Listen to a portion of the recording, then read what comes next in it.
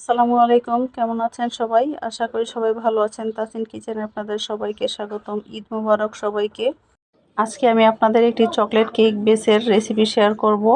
এই রেসিপিটা ফলো করলে খুব সহজে আপনারা চকলেট স্পঞ্জ কেকের বেস তৈরি করতে পারবেন। চলুন তাহলে রেসিপিটা শুরু করি। প্রথমে কেকের শুকনো উপকরণগুলো আমি রেডি করে নিব। এখানে নিয়ে নিব আমি হাফ কাপ ময়দা। 1 পাউন্ড কেকের জন্য হাফ কাপ ময়দা নিতে হবে। হাফ কাপ ময়দা থেকে আমি 1 টেবিল চামচ ময়দা উঠিয়ে নিব। ময়দাটা কিন্তু চামচে উঁচু উঁচু করে নেওয়া যাবে না, সমান করে নিতে হবে, আর খুব বেশি চেপে চেপেও নেওয়া যাবে না। দিয়ে দিব 1 টেবিল চামচ কোকো পাউডার। 1 টেবিল চামচ ময়দার পরিবর্তে আমি এখানে 1 টেবিল চামচ কোকো পাউডার ব্যবহার করেছি। সব শুকনো উপকরণগুলো খুব ভালো করে নেড়ে মিশিয়ে নিব। এটা আর দেখাচ্ছি না। শুকনো উপকরণগুলো চেলে নিতে হবে। শুকনো উপকরণগুলো চেষ্টা করবেন 3 বার চেলে নিতে। 3 বার চেলে নিলে কেকটা অনেক বেশি স্পঞ্জি হয়। আমি শুকনো উপকরণগুলো আবারও চেলে নিব। আপনারাও চেষ্টা করবেন 3 বার চেলে নিতে, তাহলে কেকটা অনেক বেশি স্পঞ্জি হবে। আমার শুকনো উপকরণগুলো চেলে নেওয়া হয়ে গেছে। এবার শুকনো উপকরণটা একটা সাইডে রেখে দিব। আমি এখানে 3টা ডিমের সাদা অংশ নিয়েছি, কুসুমটা আমি আলাদা করে নিয়েছি। এবার এটাকে আমি বিট করে নিব। ডিমের ফোমটাকে 30 সেকেন্ডের মতো বিট করে নিয়ে তারপরে চিনিটা দিতে হবে। এখানে আমি হাফ কাপ চিনি নিয়েছি। হাফ কাপ চিনি আমি একবারে দিব না, অল্প অল্প করে 3 বারে চিনিটা দিব আর বিট করে নিব। চিনিটা একবার দিতে যাবেন না, তাহলে চিনি থেকে পানি ছেড়ে দিবে, ডিমের ফোমটা ভালো হবে না। তাই অল্প অল্প করে 3 বারে দিতে হবে। বাকি চিনিটাও আমি দিয়ে আবারও বিট করে নিব। আর এখানে অবশ্যই দানাদার চিনিটা ব্যবহার করতে হবে, গুঁড়া চিনিটা ব্যবহার করা যাবে না, তাহলে পানি ছেড়ে দিবে। এবার ডিমের ফোমটাকে আমি খুব ভালো করে বিট করে নিব যতক্ষণ পর্যন্ত চিনিটা গলে না যায়। এবার একটি স্প্যাচুলা দিয়ে সাইডের অংশগুলো মাঝখানে এনে দিতে হবে। সাইডে যদি আস্ত চিনি থেকে যায় তাহলে কিন্তু কেকটা পারফেক্ট হবে না। আমি আবারও বিট করে নিব যতক্ষণ পর্যন্ত চিনিটা গলে না যায়। বিটারের কাঁটাটা কিন্তু আমি এক সাইডেই ঘোরাচ্ছি, 2 সাইডে ঘোরানো যাবে না, তাহলে ডিমের ফোমটা নষ্ট হয়ে যাবে। এক সাইডে ঘুরিয়ে ঘুরিয়ে বিট করে নিতে হবে।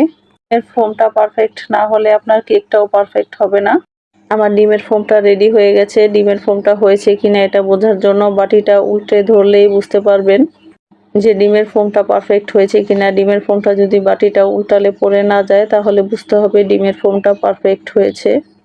এবার এতে দিয়ে দিব আমি 3টা ডিমের কুসুম। ডিমের কুসুমটা আমি আলাদা করে রেখেছিলাম। এবার এতে দিয়ে দিব আমি 1 চা চামচ চকলেট ইমালশন। আপনারা চাইলে এখানে চকলেট এসেন্সও ব্যবহার করতে পারবেন। এবারে বিট করে নিতে হবে 30 সেকেন্ডের মতো। খুব বেশি বিট করা যাবে না, তাহলে আবার ডিমের ফোমটা বসে যেতে পারে। শুধু ডিমের কুসুম আর ইমালশনটা মিশে গেলেই হবে। আমার বিট করে নেওয়া হয়ে গেছে। আমার ডিমের ফোমটা রেডি হয়ে গেছে। এবার একটা স্প্যাচুলা দিয়ে ভালো করে নেড়ে মিশিয়ে নিতে হবে যেন দলা পেকে না থাকে। এই কাজটা আলতো হাতে করতে হবে। ডিমের ব্যাটারটা কিন্তু খুব বেশি নাড়াচাড়া করা যাবে না, তাহলে ডিমের ফোমটা বসে যাবে। আমার এই টিপসগুলো যদি ফলো করে কেক বানান একদম স্পঞ্জি হবে। স্টেইনারে শুকনো উপকরণগুলো দিয়ে আমি খুব ভালো করে চেলে নিব। আমি একবারে শুকনো উপকরণগুলো দিব না, 3 বারে দিয়ে দিব।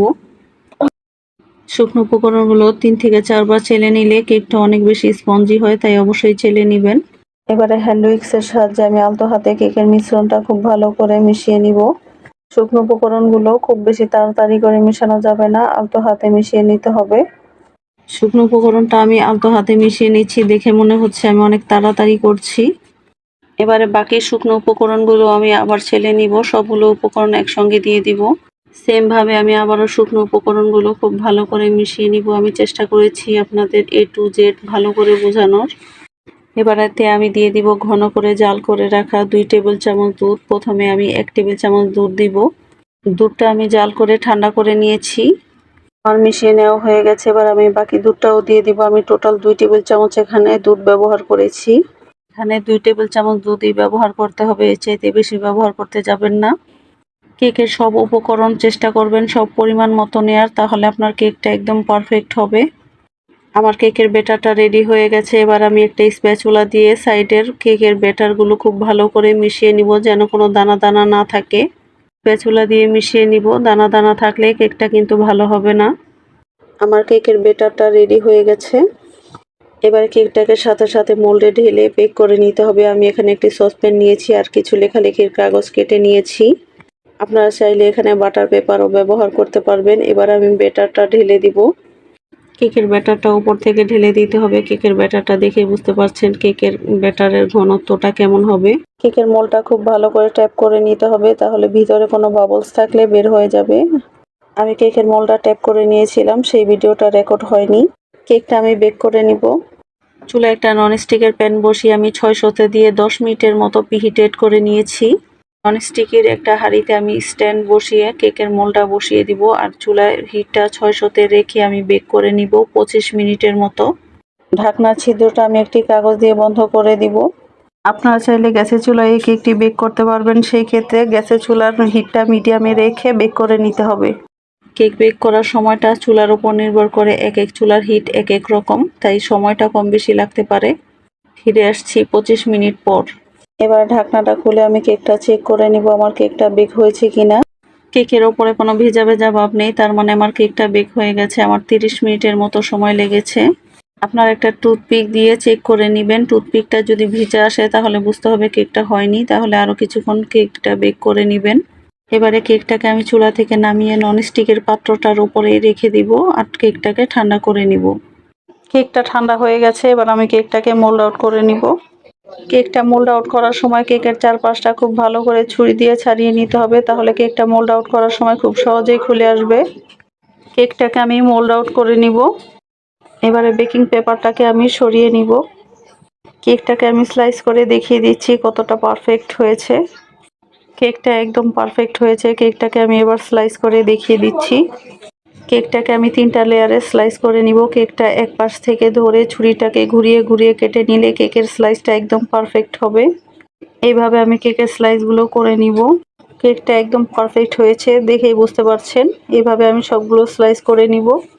আমার কেকটা স্লাইস করে নেওয়া হয়ে গেছে। আমি 3টা স্লাইস করে নিয়েছি, আপনারা চাইলে 2টি স্লাইসও করতে পারবেন। এই রেসিপিটা ফলো করলে আপনারা একদম পারফেক্ট একটি স্পঞ্জ কেক তৈরি করতে পারবেন। এই রেসিপিটা ফলো করলে যে কোনো ফ্লেভারের স্পঞ্জ কেক সহজেই তৈরি করতে পারবেন, একদম পারফেক্ট হবে। ভিডিওটি ভালো লাগলে অবশ্যই একটি লাইক দিবেন, আমার চ্যানেলটি সাবস্ক্রাইব করে পাশে থাকবেন। ফেসবুক পেজ থেকে দেখে থাকলে পেজটি ফলো করবেন। আল্লাহ হাফেজ।